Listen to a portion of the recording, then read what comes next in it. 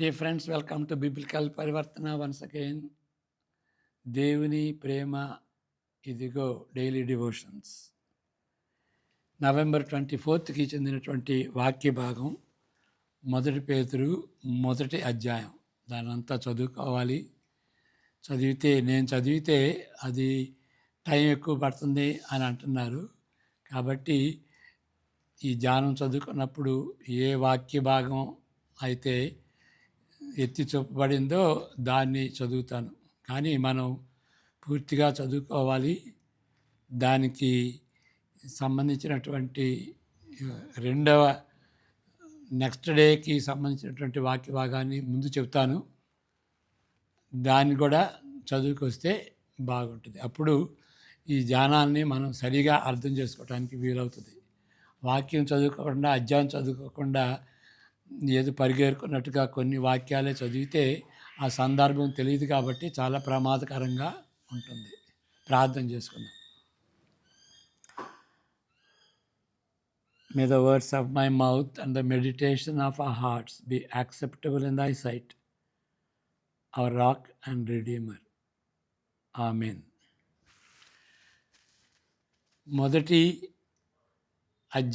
మొదటి పేతురు మొదటి అధ్యాయం ఒక వచనం చదువుతాను. అది 24వ వచనం.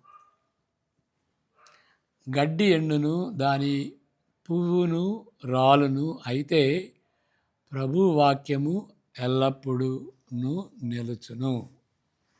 ఇంకా తర్వాత వేరే వచనాలు కూడా చదువుకుందాం. పర్మనెంట్గా ఉండేది అది. మానవ ఉనికిలో ఒక గొప్ప నటన ఇది. అది ఏంటి అంటే, మరణంతో అంతమయ్యే ఈ జీవితము శాశ్వతంగా ఉంటుంది. అది నటన. శాశ్వతంగా ఉంటుంది అని అనుకుంటాం, కానీ శాశ్వతంగా ఉండదు. ఉండని దాన్ని ఉంటుంది అని అనుకుంటాం, కాబట్టి అది నటన. ప్రతి మానవ జాతికి ఒక ముగింపు ఉంటుందని సిద్ధాంతపరంగా అంటే థియరిటికల్గా, అనుభవపూర్వకంగా కాకుండా సిద్ధాంతపరంగా యువకులకు తెలిసినప్పటికీ మరణము వారిని ఎప్పటికీ పట్టుకొనదని వారు భావిస్తారు. అది కూడా నటనే.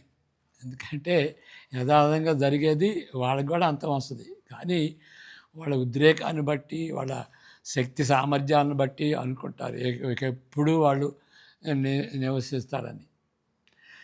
దశాబ్దాల తర్వాత వారికి ఎక్కువ అనుభవం వస్తుంది. అయినప్పటికీ కూడా చాలామంది తమ కుటుంబాలు అనివార్యంగా కొనసాగుతారని, లేదా కనీసం వారి సంస్కృతి కొనసాగుతుందని, లేక వారి దేశం ఎల్లకాలం ఉంటుంది, ఎల్లకాలం మన్నుతుందని భావిస్తారు చాలామంది. అత్యంత దురదృష్టి గల వారికి ఆ విధంగా జరగదని తెలుసు. వ్యక్తులు మరణిస్తారు, కుటుంబ సంబంధాలు కూడా, వాటికి కూడా అదే జరుగుద్ది, వాటికి కూడా అంతం వస్తుంది. వంశపారంపర్య పురావస్తు శాస్త్రానికి, అంటే జియాలజికల్ రీసెర్చ్, ఇప్పుడు మన వంశం ఎట్లా స్టార్ట్ అయింది, ఎవరెవరు ఉన్నారని, మరి ఫ్యామిలీ ట్రీని బట్టి దాన్ని రీసెర్చ్ చేస్తారు కదా, వాళ్ళు మినహాయించి అత్యధికంగా కట్టుబడి ఉన్నవారు వాళ్ళు, కాబట్టి వాళ్ళని మినహాయించి 3 లేదా 4 తరాలకు మించి మన గత కుటుంబాల గురించి అందరికీ పెద్దగా తెలియదు. వాళ్ళు అంటే ఆర్కియాలజికల్ రీసెర్చ్ చేస్తారు కాబట్టి ఇక ఎవరెవరు అనేది ఆరాధిస్తారు. కానీ సామాన్యంగా జరిగేది ఏంటంటే, మరి 3-4 తరాల కంటే మనం ఇక అంతకుముందు పోలేము. వాళ్ళ గురించి గమనికే ఉండదు. కొన్ని తరాల తర్వాత మనం కూడా ఇక మనల్ని ఎవరు గుర్తుపెట్టుకుంటారు? కొంతకాలానికి మన పేరు కూడా పోద్ది, ఎవరు గుర్తుపెట్టుకోరు. శక్తివంతమైన సామ్రాజ్యాలు కూడా మనకే కాదు, మన కుటుంబాలకే కాదు, శక్తివంతమైనటువంటి సామ్రాజ్యాలకు కూడా అదే జరుగుతుంది. అవి పతనమవుతాయి, అవి విభజింపబడతాయి. మరి థర్డ్ వరల్డ్, ఫోర్త్ వరల్డ్గా ఆ స్థాయికి వస్తాయి. చిట్ట చివరికి సామంత రాజ్యాలుగా మునిగిపోతాయి. రూపుమాపులు కూడా లేకుండా తయారవుతాయి. ఫర్ ఎగ్జాంపుల్ బైబిలోను. ఈ బైబిల్లో ఓల్డ్ టెస్టిమెంట్ కానీ న్యూ టెస్టిమెంట్ కానీ ఆ బైబిల్ దినాల్లో బబులోను అంటే పెద్ద సామ్రాజ్యం, గొప్ప సామ్రాజ్యం. ఇశ్రాయేలీల్ని మూడు కితాలుగా వాళ్ళు తీసుకెళ్ళారు కదా, చెరగా తీసుకెళ్ళారు కదా. అప్పుడు అది పెద్ద సామ్రాజ్యం. బ్రిటన్ వలె, లేకపోతే అమెరికా వలె పెద్ద సామ్రాజ్యం అన్నమాట. అందరినీ అదుపులో పెట్టుకున్నటువంటిది. మరి ఈ ప్రకటన గ్రంథం రాసేటప్పటికి అప్పటికి పడిపోయింది. పడిపోవటం అంటే ఏంటంటే అంత సామ్రాజ్యం కుగ్రామంగా తయారైంది. గ్రామం ఎక్కడో, నేను పోయినసారి చెప్పాను కదా, పసాయ అనేటువంటి దానిని వెతుక్కుని వెళ్ళాను నేను. ఆ విధంగా వెతుక్కునేటువంటి గ్రామంగా బబిలోను తయారైంది. కాబట్టి అవి శాశ్వతంగా ఉండవు. పెద్ద పెద్ద సామ్రాజ్యాలు కూడాను దిగజారిపోతాయి, రూపుమాపులు లేకుండా అదృశ్యం అయిపోతాయి. మనకు అమర్త్యము ఉండవచ్చును కానీ ఇమ్మోర్టాలిటీ, మనకి మనుషులు మరి నిన్న చెప్పుకున్నటువంటి రీతిగా మనం చనిపోయి తిరిగి లేస్తాం. ఆ విధంగా మరణంతో మన జీవితం ఎండ కాదు, ఇమ్మోర్టాలిటీ ఉంటుంది పరలోకంలో కానీ నరకంలో కానీ.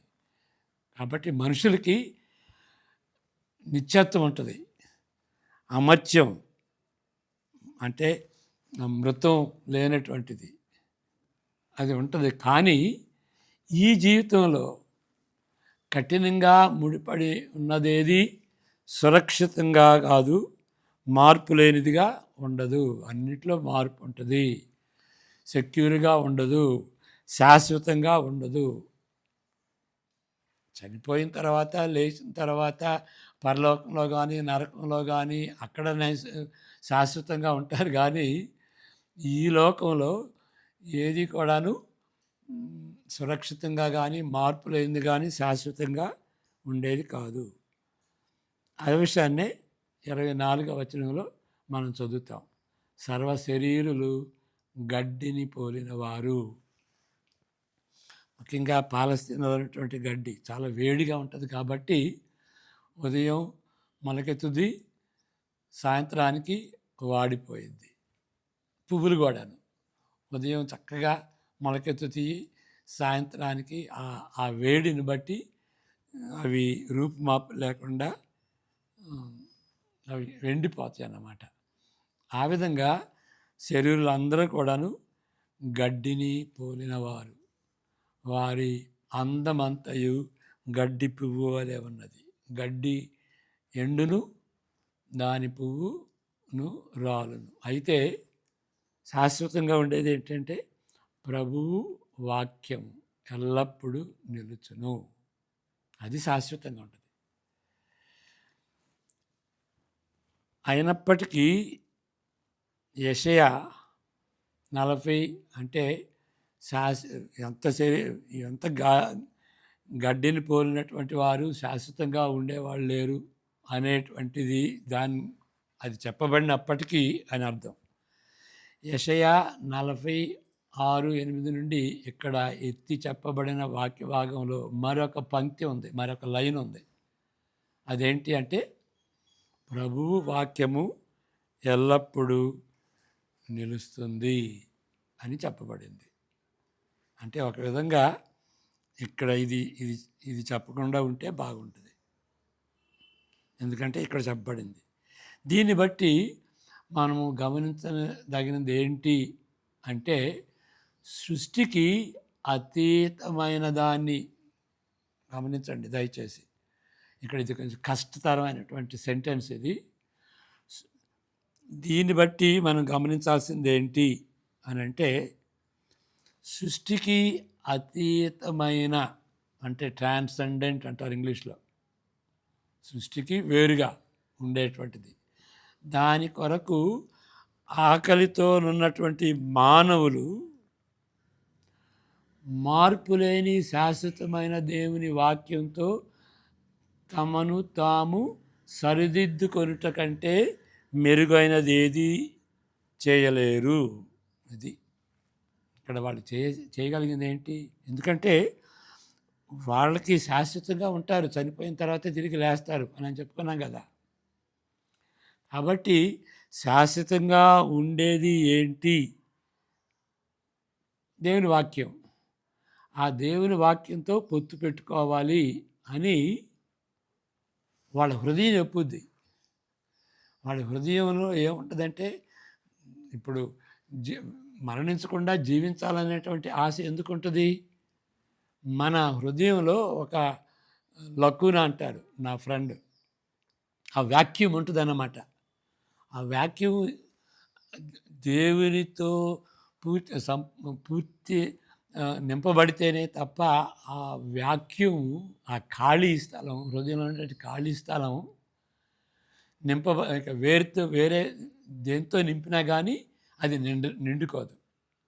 దానికి సంబంధించినటువంటి అన్నమాట. మరలా చదువుతాను.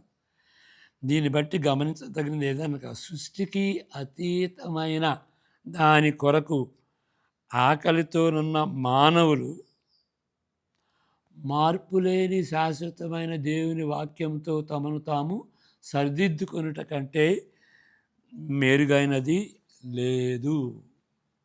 మెరుగైనది ఏది లేదు. ఓకే అని గమనించాలి. ఇంకంతకంటే మెరుగైనది. ఎందుకంటే హృదయం ఉంటుంది, ఆకలితో ఉంటుంది, నాకు నెమ్మది లేదు, నా హృదయంలో ఖాళీ ఉన్నది. చాలామంది సాక్ష్యాలు ఇంటర్నెట్లో కూడా చదువుతూ ఉంటే అన్నీ ఉన్నాయండి, కానీ నిజమైనటువంటి నెమ్మది లేదు, ఏదో ఖాళీగా ఉన్నది.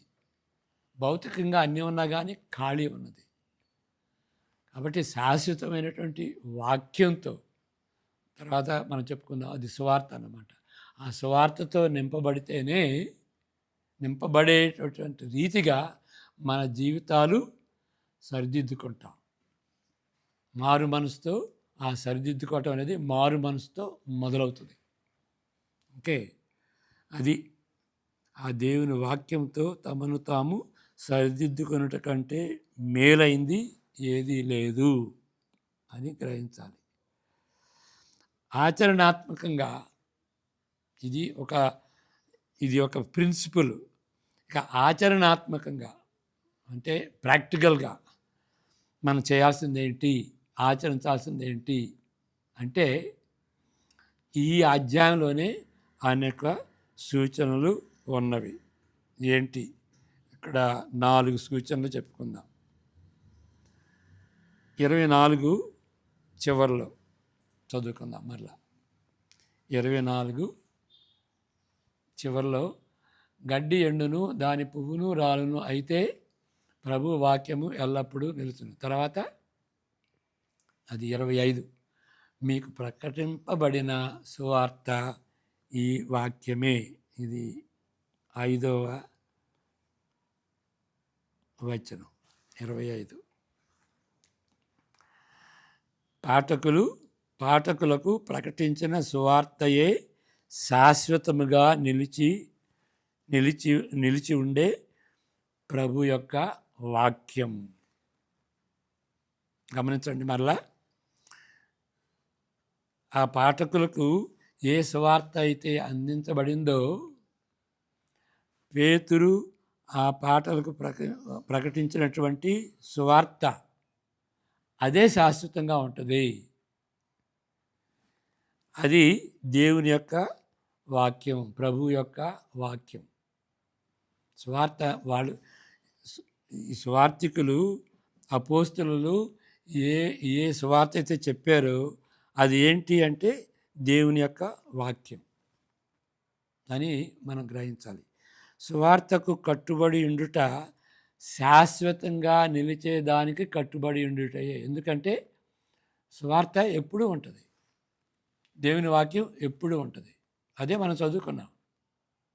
అన్నీ నిలుస్తాయి కానీ దేవుని వాక్యం ఎల్లప్పుడూ నిలుస్తుంది, శాశ్వతంగా ఉంటుంది. కాబట్టి సువార్తకు కట్టుబడి ఉంటే నిత్యత్వానికి కట్టుబడి ఉన్నట్లే, శాశ్వతంగా నిలిచేదానికి కట్టుబడి ఉన్నట్లే. రాజకీయ వ్యవస్థకు, దయచేసి వినండి, రాజకీయ వ్యవస్థకు లేదా ఆర్థిక సిద్ధాంతానికి లేక వృత్తిపరమైన పురోగతికి కట్టుబడి ఉండటం గురించి ఆ విధంగా చెప్పలేం. ఏ విధంగా చెప్పలేం? శాశ్వతంగా ఉంటుందని చెప్పలేం.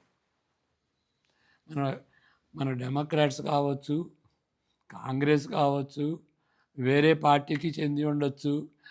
ఆ పార్టీ స్థిరంగా ఉండదు, ఎల్లప్పుడూ ఉండదు. ఒకే ఒకటి దేవుని వాక్యం అంటే సువార్త, అది నిరంతరంగా ఉంటుంది. ఆర్థిక సిద్ధాంతం, ఆర్థిక సిద్ధాంతం అంటే ఇప్పుడు అమెరికా ఫర్ ఎగ్జాంపుల్, అది సోషలిజమా లేకపోతే క్యాపిటలిజమా, అది ఆర్థిక సిద్ధాంతానికి సంబంధించింది. అది కూడాను నిరంతరంగా ఉండేది కాదు. చెప్పుకుందాం తర్వాత వీలున్నప్పుడు. బైబిల్ ప్రకారం క్యాపిటలిజం రైటా సోషలిజం రైటా అనేది వేరే విషయం. ఏ సిద్ధాంతం అయినా కానీ, క్యాపిటలిజం కానీ సోషలిజం కానీ ఎల్లప్పుడూ నిలిచి ఉండేది కాదు, గ్రహించాలి. వృత్తిపరమైన పురోగతిని బట్టి, ఇంటర్నెట్ కానీ లేకపోతే సెల్ ఫోన్స్ కానీ కంప్యూటర్స్ కానీ, ఓకే, దానికి సంబంధించినటువంటి ఏ ట్రేడ్ కొనాను అది కూడా శాశ్వతంగా ఉండేది కాదు. చూడండి, ప్రతి సంవత్సరానికి ఒక ఐఫోన్ వస్తుంది, కొత్త మోడల్. ఏది శాశ్వతంగా ఉండేది? ఏది కూడా స్థిరంగా నిలిచి ఉండేది కాదు. ఒక్కటే దేవుని యొక్క వాక్యం అంటే సువార్త. కాబట్టి సువార్తకు కట్టుబడి ఉంటే శాశ్వతమైనటువంటి దానికి కట్టుబడి ఉన్నట్లు అర్థం చేసుకోవాలి. రెండవ విషయం, మరి ఇంకా స్పెషల్గా చెబితే, స్పెషలైజ్ చేసి చెబితే, ప్రత్యేకించి చెబితే, క్రైస్తవులు క్షయబీజము నుండి కాక శాశ్వతముకు జీవము గల దేవుని వాక్య మూలముగా అక్షయ బీజము నుండి పుట్టింపబడిన వారు. ఇప్పుడు మనం సువార్త అంటున్నాం, దానిలో సువార్తలు అంటే స్పెషల్ ఏంటి? 22, 23 వచనాలు చదువుకున్నాం. మీరు సత్యమునకు విధేయులవుట చేత మీ మనసులను పవిత్రపరచుకుని వారయుండి ఒకరినొకడు హృదయపూర్వకముగాను మిక్కుటముగాను ప్రేమించుడి. 22, 23. ఎలా అనగా సర్వశరీరులు గడ్డిని పోలిన వారు, వారి అందమంతయు గడ్డి పువ్వు వలె ఉన్నది. Maybe it is a wrong reference. క్షయబీజము నుండి కాక శాశ్వతమగు జీవము గల, అది పాజ్ చేయి. మీరు క్షయబీజము నుండి కాక శాశ్వతమగు జీవము గల దేవుని వాక్య మూలముగా అక్షయ బీజము నుండి పుట్టింపబడిన వారు గనుక నిష్కపటమైన సహోదర ప్రేమ కలిగి ఉన్నట్లు మీరు సత్యమునకు విధేయులు కావాలి. ఓకే, కాబట్టి క్షయబీజము నుండి గాక శాశ్వతమగు జీవము గల దేవుని వాక్య మూలంగా, అదే సువార్త. సువార్త వలన వాళ్ళు తిరిగి జన్మించినటువంటి వారు, వాళ్ళు క్రైస్తవులు. మనలను మార్చి దేవుని నుండి మనకు నూతన జీవమును ప్రసాదించినది ఏంటి? భౌతిక గర్భధారణ కాదు కానీ అక్ష అక్షయమైన దేవుని వాక్యం ద్వారా సంబంధించిన ఆధ్యాత్మిక నూతన జన్మ, స్పిరిచువల్ బర్త్, ఫిజికల్ బర్త్ కాదు. అది ఫిజికల్ బర్త్ కాదు, అక్షయమైన, ఓకే, అక్షయమైన దేవుని వాక్యం ద్వారా కాదు కానీ మరి అక్షరమైన దేవుని వాక్యం కాదు, అక్షరాలతో ఉండేది కాదు, అక్షయమైనటువంటి ఆధ్యాత్మిక నూతన జననం అని మనం గ్రహించాలి. ఓకే, అక్షయమైన, అక్షరమైన అంటే ఎక్స్టర్నల్ మాటలు కాదు, అంటే అక్షరమైన దేవుని వాక్యం అంటే ధర్మశాస్త్రానికి సంబంధించింది, దాన్ని బట్టి కాదయ్యా. భౌతిక గర్భధారణ కాదు, అది కూడా కాదు. మనం దేవుని వాక్యం చేత స్పిరిచువల్గా, ఆధ్యాత్మికంగా మనం మారు మనసు పొందాం, తిరిగి జన్మించాం. అది అది అంటే సువార్తలో స్పెషల్గా జరిగేటువంటి ఏంటంటే మనం తిరిగి జన్మించాం. మూడో విషయం, యేసుక్రీస్తునకు ముందు ప్రవక్తల మధ్యవర్తిత్వం ద్వారా అనుగ్రహించబడిన వాక్యము ఆయనతోనే ప్రత్యేకంగా వచ్చిన ప్రత్యక్షత కొరకు ప్రకటనను ఎదురు చూచినది. అంటే యేసుక్రీస్తు రాకముందు ఎవరున్నారు? ప్రవక్తలు ఉన్నారు. ప్రవక్తల ద్వారా దేవుడు రక్షణ ప్రణాళిక వేశాడు. ఏది? పాత నిబంధనలో. ప్రవక్తలు చెప్పినటువంటిది దేన్ని సూచిస్తుంది? క్రొత్త నిబంధనలో వచ్చేటువంటి సువార్తను సూచిస్తుంది. కాబట్టి పాత నిబంధన, క్రొత్త నిబంధన ఒకటే. అక్కడ ప్రవక్తలు చెప్తున్నది, యేసుక్రీస్తు చెప్తున్నది ఒకటే. ఇదైతే ఛాయ రూపంలో ఉంది. ప్రవక్తల ద్వారా మధ్యవర్తులుగా దేవుని యొక్క వాక్యం ఉంది. ఇక్కడ యేసుక్రీస్తు ద్వారా సువార్త వచ్చిందన్నమాట. కాబట్టి ఇది ఒకటే. పాత నిబంధన, క్రొత్త నిబంధన ఒకే దేవుని ప్రణాళిక. అది మనం చెప్పుకుంటుంది. మరలా చదువుతాను. యేసుక్రీస్తునకు ముందు ప్రవక్తల మధ్యవర్తిత్వం ద్వారా అనుగ్రహించబడిన వాక్యము ఆయనతోనే ప్రత్యేకంగా వచ్చిన ప్రత్యక్షత కొరకు, ఆయన ప్రకటన కొరకు, ఆయన ప్రత్యక్షత కొరకు ఎదురు చూస్తున్నది. పాత నిబంధన ప్రవక్తలు దానిని ఎంతవరకు గ్రహించినా గ్రహించకపోయినా, వాళ్ళు గ్రహించలేదు, దేవుడు వాళ్ళ ద్వారా రాశాడు. కొన్ని అర్థమవుతాయి, కొన్ని అర్థం కాదు. గ్రహించినా గ్రహించకపోయినా కానీ అది ఒకే ప్రణాళిక, దేవుని ప్రణాళిక. అదంతా ఒకటే. పాత నిబంధనలో ఛాయ రూపంలో ఉంది, క్రొత్త నిబంధనలో యేసుక్రీస్తు నిజ రూపంలో ఉంది. అది గమనించాలి.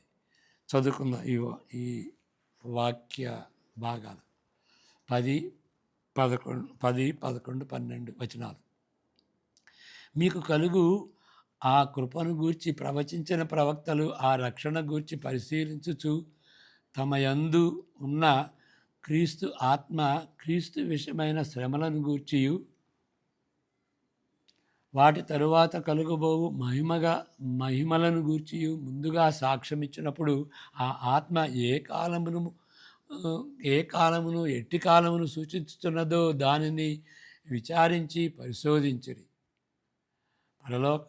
పరలోకము నుండి పంపబడిన పరిశుద్ధాత్మ వలన మీకు సువార్త ప్రకటించిన వారి ద్వారా మీకు ఇప్పుడు తెలుపబడిన ఈ సంగతుల విషయమై తమ కొరకు కాదు కానీ మీ కొరకే తాము పరిచర్య చేసిరని సంగతి వారికి బయలుపరచబడింది. దేవదూతలు ఈ కార్యములను తొంగి చూడ కోరుచున్నారు. ఇక్కడ నేను చెబుతాను, మరలా చదువుతాను, ఎందుకంటే ఇది చాలా ముఖ్యమైనటువంటి విషయం. ఏంటి అంటే ప్రవక్తలు రాశారు. ఇక్కడ పేతురు ఏం చెప్తున్నాడంటే, నేను వేరే సబ్జెక్ట్ గురించి మీకు రాయాలనుకున్నాను, కానీ దానికంటే ఇది ముఖ్యం అనుకున్నాను. ప్రవక్తలు రక్షణ గురించి చెప్పినటువంటి దాని గురించి ఇప్పుడు రాయాలనుకుంటున్నాను. అంతకుముందు వేరే సబ్జెక్ట్ రాయాలనుకుంటున్నాను, కానీ ఇది ఇప్పుడు రాస్తున్నాను. ఇప్పుడు ఏంటి రాస్తున్నాను అని అంటే, ప్రవక్తలు 10వ వచనం, ప్రవక్తలు ఏదైతే ప్రవచించారో, ఏది ప్రవచించారో రక్షణ గురించి ప్రవచించారు వాళ్ళు. మరి వాళ్ళు రక్షణ గురించి చెప్పినప్పుడు దాన్ని వాళ్ళే పరిశీలించారు. అదేంటి, పరిశీలించి రాయాలి కదా, కానీ రాసిన తర్వాత వాళ్ళు ఏంటి నేను రాసింది ఏంటి అంటే వాళ్ళకి అర్థం కాల. వాళ్ళు ఏమి రాశారో వాళ్ళకి అర్థం కాలేదు కాబట్టి వాళ్ళు వాళ్ళు రాసిన దాన్ని పరిశీలించడానికి మొదలెట్టారు. ఏమని, ఏంటి ఆ డీటెయిల్ ఏంటి, తమ యందున్న క్రీస్తు ఆత్మతోనే వాళ్ళు రాశారు. తమ యందున్న క్రీస్తు ఆత్మ విషయమై క్రీస్తుని గురించినటువంటి శ్రమలను గూర్చి, వాటి తరువాత కలుగబోవు మహిమలను గూర్చి ముందుగా సాక్ష్యం ఇచ్చినప్పుడు ఆ ఆత్మ ఏ కాలమును బట్టి సూచించుతున్నదో దానిని విచారించి పరిశోధించారు. అంటే వాళ్ళు రాసిన దాన్ని వాళ్ళకి అర్థం కాక రాసిన తర్వాత వాళ్ళు పరిశీలన చేశారన్నమాట. అంటే కొన్ని విషయాలు వాళ్ళు రాసింది కూడా వాళ్ళకి అర్థం కాలేదు కాబట్టి దాన్ని బట్టి పరిశోధించారు. ఇది చాలా చాలా అద్భుతమైనటువంటి మాట. చాలా వరకు వాళ్ళకి అర్థమైంది, వాళ్ళ మైండ్తో రాశారు, వాళ్ళ బ్యాక్గ్రౌండ్తో రాశారు. క్వశ్చన్ ఆన్సర్ సెషన్ అంటే వాళ్ళు ఏది చెప్తున్నారో వాళ్ళకి అర్థమవుతుంది. లూకా సువార్త కానీ మరి అపోస్తల కార్యాలు కానీ ఆయన రీసెర్చ్ చేసి రాసినటువంటిది. చాలా వరకు అర్థమైంది, కానీ కొన్ని అర్థం కాలేదు. కాబట్టి ప్రవక్తలు రాసే దాని గురించి పరిశోధించారు, రీసెర్చ్ చేశారు అని మనం గ్రహించాలి. ఇక్కడ వాళ్ళకి అర్థమైనా అర్థం కాకపోయినా కానీ వాళ్ళు పాత నిబంధనలో ఆ ప్రవక్తలు సూచించినటువంటిది, క్రొత్త నిబంధనలో ఉన్నటువంటిది, ఆ రెండు కలిపి ఒకే ప్రణాళిక, దేవుని ప్రణాళిక, రక్షణ ప్రణాళిక అని గమనించుకోవాలి. కాబట్టి పాత నిబంధన క్రొత్త నిబంధనని ఏ విధంగా చదవాలో అది చాలా ముఖ్యమైనటువంటిది. దాన్నే బైబిల్ అంటాం. బైబిల్ని ఏ విధంగా చదవాలి? క్రొత్త నిబంధన లేనట్టుగా పాత నిబంధన మనం చదవకూడదు. వాళ్ళకి లేదు, క్రొత్త నిబంధన వాళ్ళకి లేదు కాబట్టి వాళ్ళ అర్థం వేరుగా ఉంటుంది. క్రొత్త నిబంధన పాత నిబంధన కలిసి ఉన్నటువంటి బైబిల్ చదువుకున్నప్పుడు క్రొత్త నిబంధన లేనట్టుగా పాత నిబంధన చదువుకోకూడదు.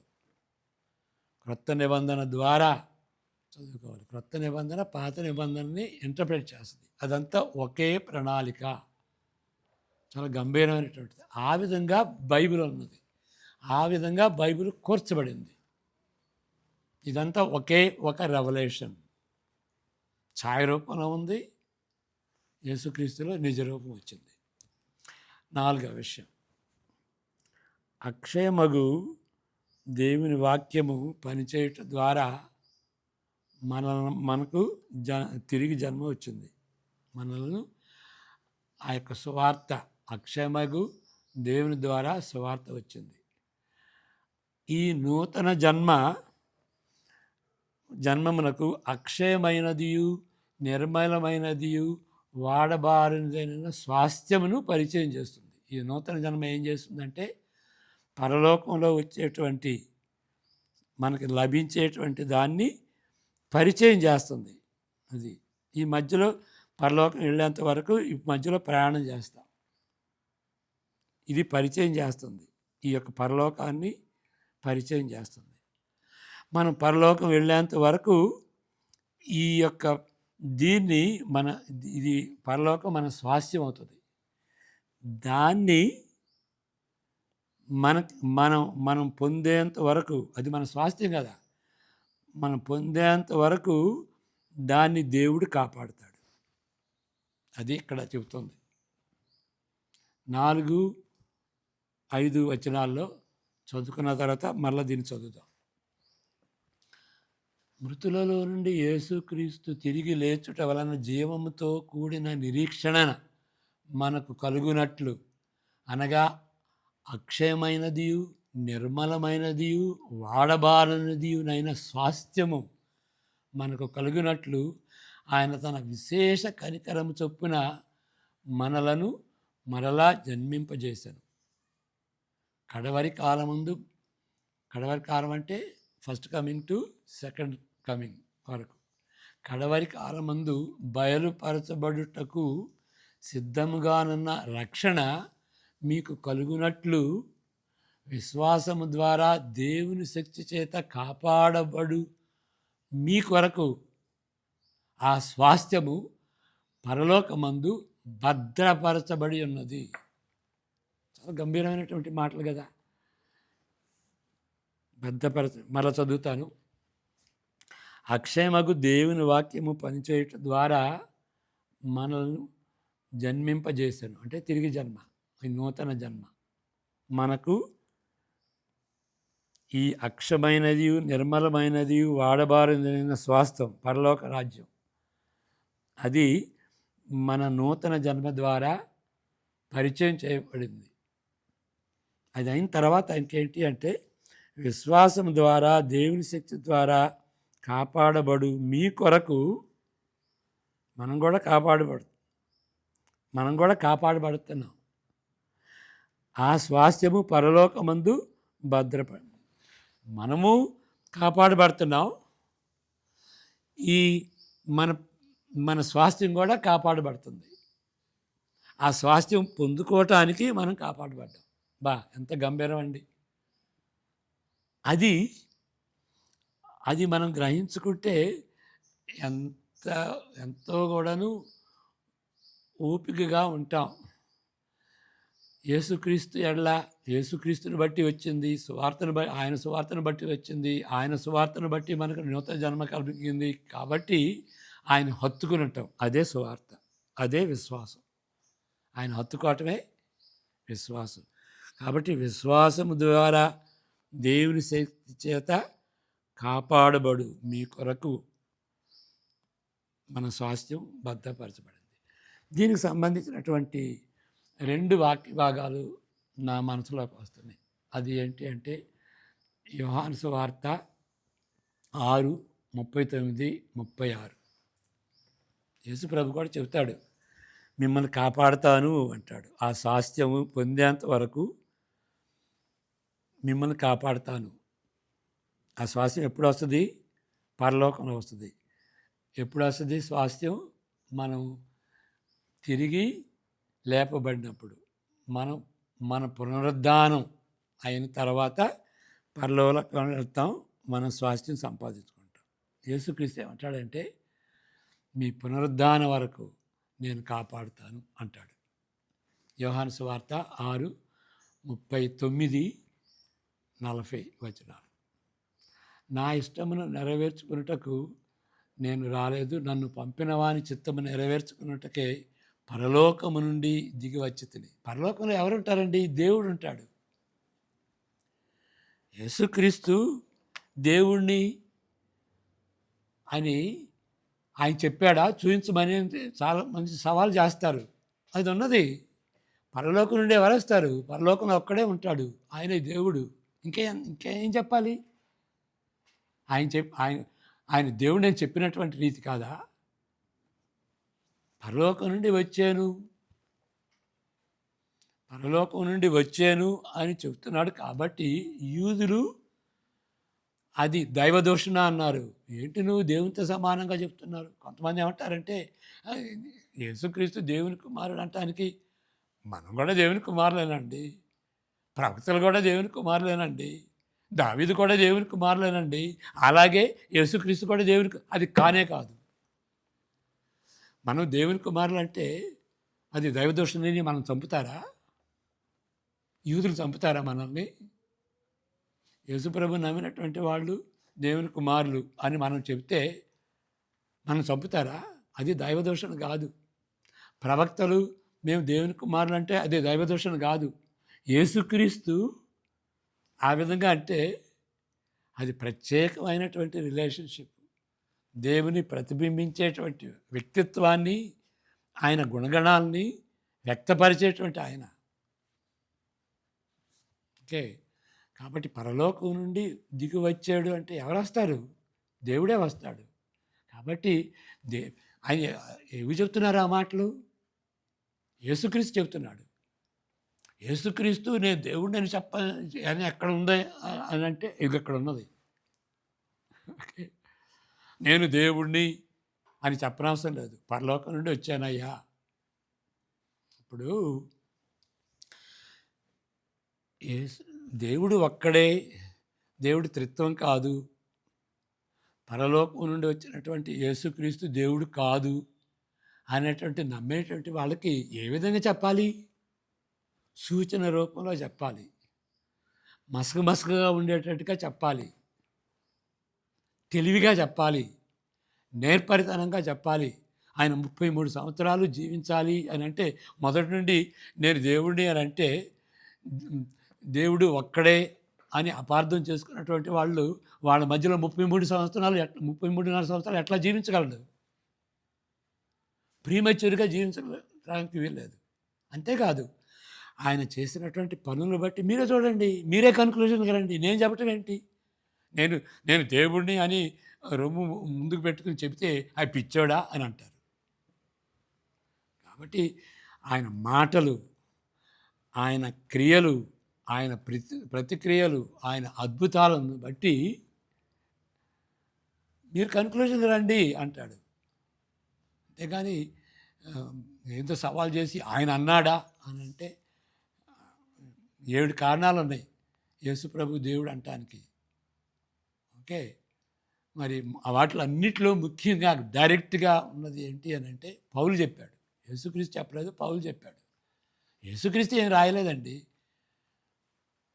ఇప్పుడు యేసుక్రీస్తు ఆయన చెప్పాడా ఈ మాటలు నేను దేవుడిని అని ఆయన చెప్తాడు. ఎవరి ద్వారా చెప్తాడు?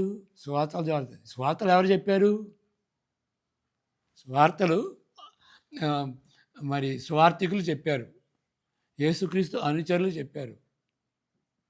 ఓకే. కాబట్టి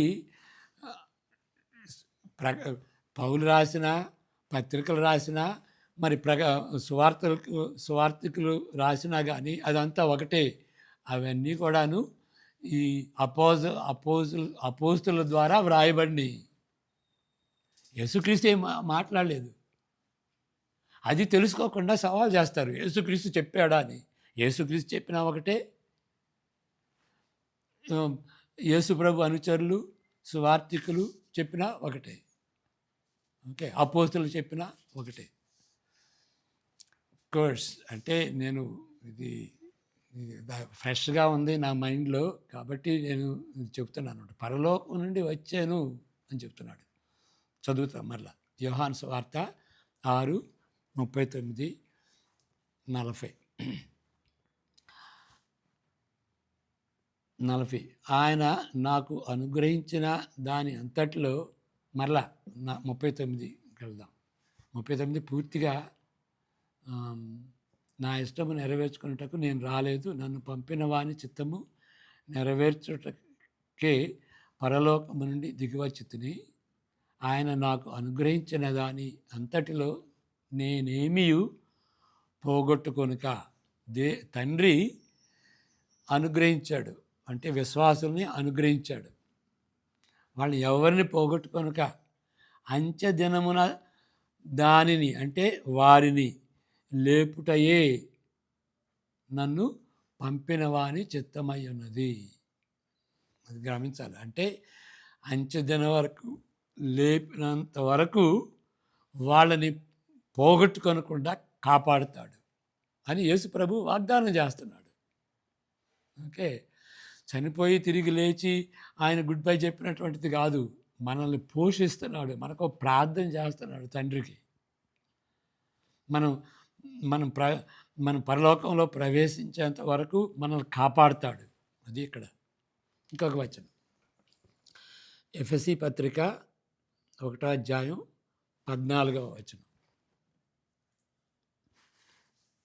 దేవుని మహిమకు కీర్తి కలుగుటకై ఆయన సంపాదించుకొనిన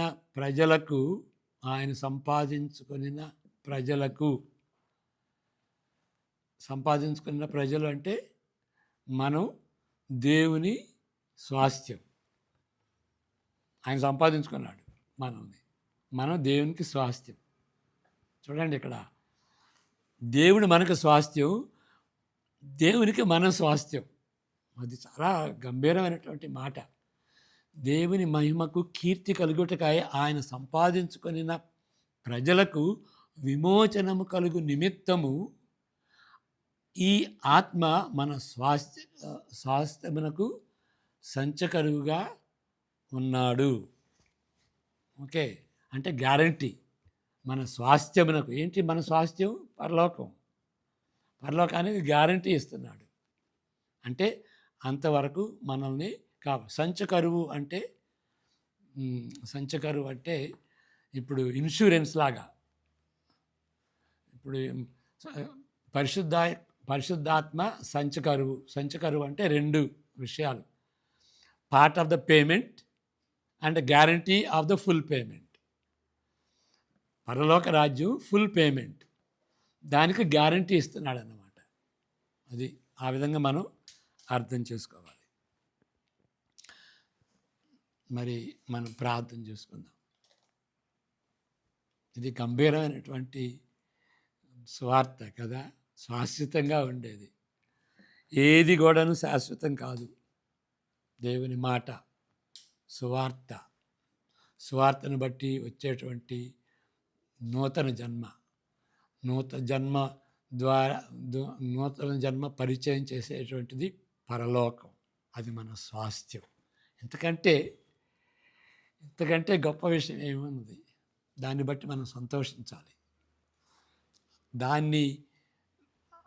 అది మన హృదయానికి అత్తుకుంటే ఆ పరలోకం గురించి, ఆ ధన్యత గురించి, అక్కడ దేవునితో సదాకాలం ఉంటామనే దాని గురించి మనం దాన్ని ఎక్సైట్ కావాలన్నమాట. అదే వేరే కోణాల్లో బైబిల్ చెప్పుద్ది. కాబట్టి అపోస్తలుడైన పౌలు ప్రార్థన చేస్తాడు. ఏమని? పరలోకం గురించి, మన నిరీక్షణ గురించి, దానిలో ఉన్నటువంటి గంభీరతను గురించి మరింతగా తెలుసుకోవాలి. ఇంక్రీజింగ్లీ. ఎప్పుడు అదే చెప్పుకుంటే మనకు బోరింగ్గా ఉంటుంది. బైబిల్లో పరలోకం గురించి, నిత్యత్వం గురించి, మన నిరీక్షణ గురించి అనేక విధాలుగా, అనేక రకాలుగా, అనేక కోణాల్లో బోరింగ్ లేకుండా చెప్తుందన్నమాట. అది మనం తెలుసుకుంటే మనం ఇప్పుడు యేసుక్రీస్తు కోసం జీవించడానికి బేరం అడగం. ఇదంతా చేయాలి, అంతవరకు చేయాలి, ఈ రూల్స్ ఎప్పుడు పాటించాలా, మనం 10వ వంతు ఇవ్వాలా, 8 గంటలు చేయాలా అనేది ఉండదు. సంతోషంగా దేవునికి మన జీవితాలు అర్పిస్తామన్నమాట. దేన్ని బట్టి? మన స్వాస్థ్యాన్ని బట్టి, మన నిరీక్షణను బట్టి, పరలోక రాజ్యాన్ని బట్టి మనం పొందుకుంటామని. అలాంటి ఎక్సైట్మెంటు, అలాంటి సంతోషం మన హృదయాల్ని క్యాప్టివేట్ చేయాలి. ఆ విధంగా క్రైస్తవ జీవితం ఉండాలి. ప్రార్థన చేసుకుందాం. యెహోవా నిన్ను ఆశీర్వదించి కాపాడును కాక, తన సన్నిధి కాంతిని నీపై ప్రకాశింపజేసి నిన్ను కరుణించునుగాక. ఆయన తన సన్నిధి కాంతిని నీపై ఉదయింపజేసి నీకు సమాధానము కలుగజేయునుగాక. ఆమేన్. God bless you.